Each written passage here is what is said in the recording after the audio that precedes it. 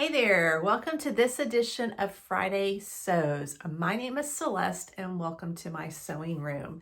If you're new to the hashtag Friday Sews, it is a creation from Jen and Today in Jen's Sewing Room, where we just talk about what we've been doing in our sewing room and a little life chat. So grab your favorite little drink and join me as we talk about what I have been doing in my sewing room this week. So this week has been the week of insomnia. I am waking up really early, and so I thought, well, rather than just kind of tossing and turning and being miserable, I would get into my sewing room and utilize some of that time before I actually was supposed to get up to go to work. So I've gotten quite a lot accomplished in the midst of a very busy week. So the first thing that I completed, well, actually two things that I completed, is that I completed my younger niece's pillowcase for Christmas. And if you're new to my channel, I make pillowcases every year for my nephews and nieces based on themes that I have kind of watched through the years of something they're interested in. And now that they're older, through their social media. So my younger niece loves cheer. She's in everything cheer. And so I found this online fabric, and then I found the green and the yellow in my stash. So I'm very thankful that I was able to find these two things. So I think that it turned out well. I've got it pressed and ready to package the beginning of December. And then last week we did that kind of, day-to-day in your sewing room kind of video. And you went with me to Walmart to find this fabric that they had. Well, I had nothing in my stash to match it because these blues and these purples, they have a little bit, I think the purple has a little bit of blue in it. So it's not a true purple. So I had difficulty finding things that matched in my stash. So Monday I went to our local quilt store, and this has been, just be honest here, when I started quilting a few years ago, coordinating fabrics was something that I didn't have a lot of confidence in. So the quilt shop owner in Tennessee where we lived was very kind and would help me pull things together once I kind of found the base fabric that I really liked. They had a great eye for it. Well, this particular day when I went in, the quilt owner was swamped with business, which I'm grateful for because so many quilt shops are closing. She has 3 long arm quilters, and all those machines were going. There's a line of people bringing in their quilt tops ready to get those quilted up. And so that's probably a big money maker for her. So she greeted me and said, if you need any help, let me know. And so I went around and I found 2 coordinating fabrics that I thought would look great with this pillowcase main fabric. And then when she was finished with the other customers, I said, hey, give me your opinion. What do you think? This is what I'm making. And she thought, oh, those would look amazing with it. So that really built my confidence that I'm getting better in that skill and coordinating fabric. So let me show you what I actually got. That was a long story to get to this, but I have the purple and this kind of turquoise with some green in it. And I think that it really complements this pillowcase very, very well. So now I have the 4 gifts that I always make every year. I have my oldest niece pillowcase done, my younger niece's pillowcase, my older nephew's pillowcase, and then my youngest nephew's pillowcase done. So we're ready to package those up, and they'll be on their way in December. And last year they didn't get them until January, so they'll be surprised that they get them early. So that's 2 completed projects that I finished. And then I decided, I've told you that I kind of pulled my fall things and put them in bags like this. And so my 2 sewing machine tables are back to back, and they're also for a dual purpose of me taking all the machines off and using it as a cutting table. So it kind of saves space in my sewing room. So I had my cutting table prepped, and I began cutting out the fabrics for my church lady apron pattern. I'll show you some pictures here. I chose for one side, I changed my mind from an earlier video you probably saw. I had a kind of a garden theme, but I changed it to this really cute strawberry print for one side. And then for the back side of it, or the other side, I chose this really cute cherry print. And I thought that would be a great spring and summer apron to wear, because I'm learning how to can foods. I'm expanding my garden, and that would be really a fun thing to do. What I'm thinking about doing, something different from my other apron that I made with this pattern, is rather than using the same print for the pocket, I'm thinking about using a coordinating color like this red for a pocket, or even this little neck piece here. Maybe make this red in a pocket for the strawberry print. And if I can find enough red, maybe even for the tie. I could also do the same with the cherry.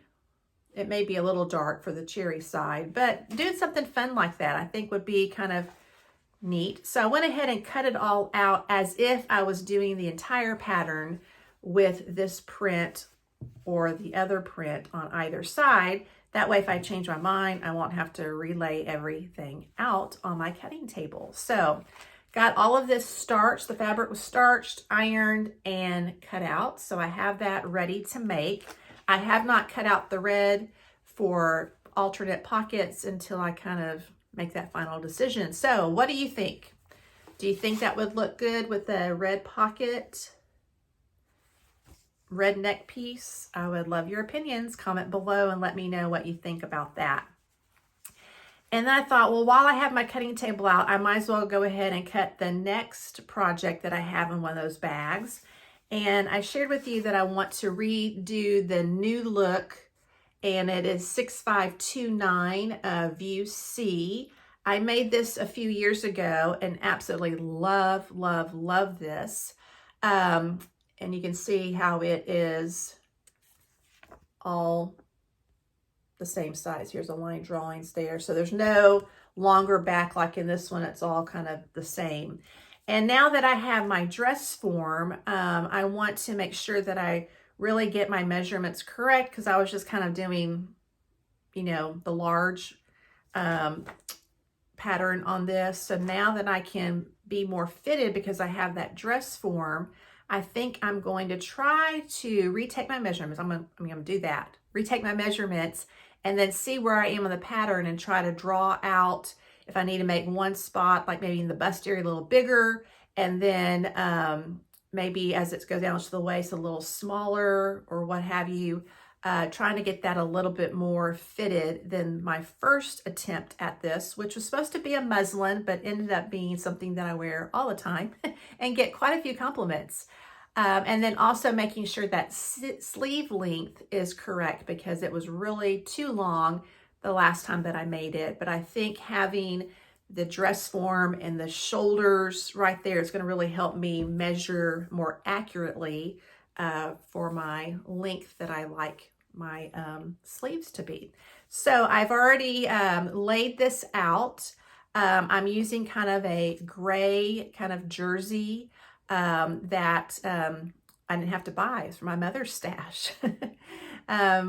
Her home in Texas that I still need to clean out has 4 closets full of fabric. Yeah.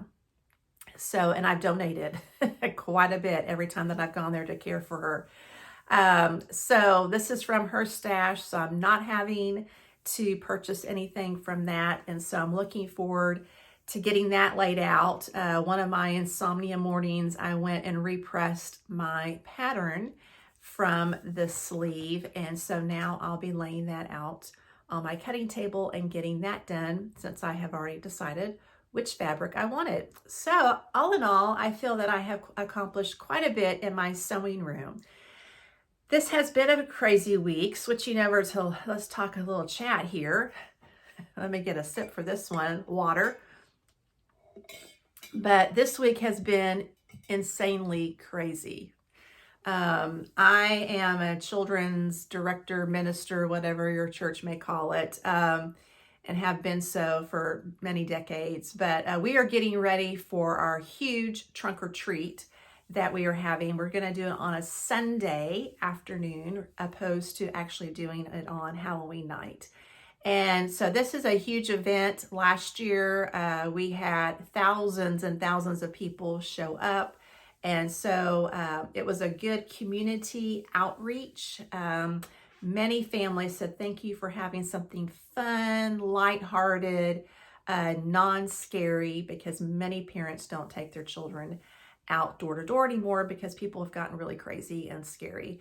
And so it was during the daytime, so there was no fear of the dark. And we just have fun. We have our youth praise band playing outside. This year we're going to have bounce houses. We're going to have what we call our deacon dogs. Our deacons and their spouses go out and grill hot dogs for everybody. And then the wonderful thing is that Kona Ice, which we have a great relationship with in our area, called and said, hey, you know, we had an event cancel, and can we just bring our truck and just be one of your other trunks and hand out candy? And I said, well, sure, but why don't you come and serve Kona Ice?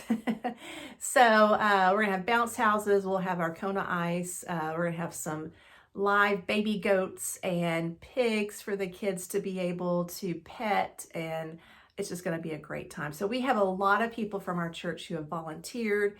But it's a lot of work to get all of this done. So it's been a lot of long days, early mornings this week in the midst of all my other life events going on. But I'm looking forward to really just loving on our community. We have, we're developing a great relationship with our community and trust. And so this is just a great way for us to kind of say, hey, we care about you. We're here for you.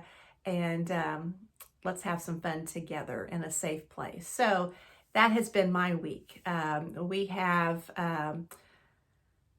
probably close to 40,000 pieces of candy. And we could always use more, but it's going to be a fun day, afternoon.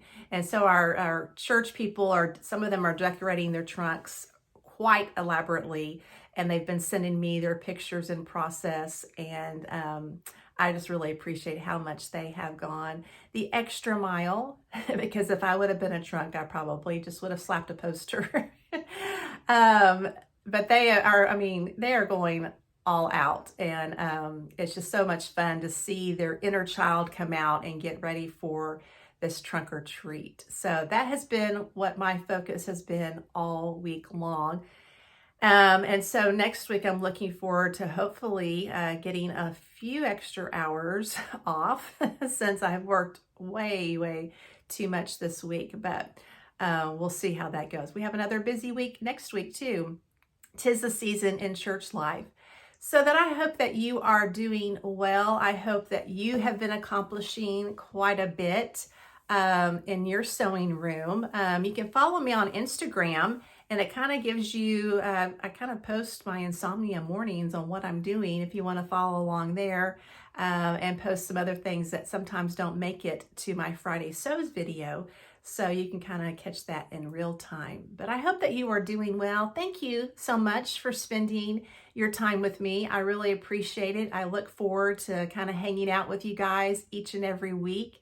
And I hope that you are just having a great day. And as you approach this holiday season, I hope that you take time just to relax and enjoy family and friends. And that's what I'm trying to do. I'm trying to be more intentional with that. So thank you again for clicking on this video. I hope that you will take time to subscribe if you haven't.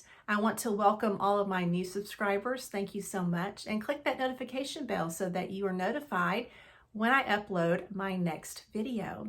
So I will see you next week. I hope you have a fabulous weekend and week. I hope you have great time and happy sewing times, and I will see you very soon.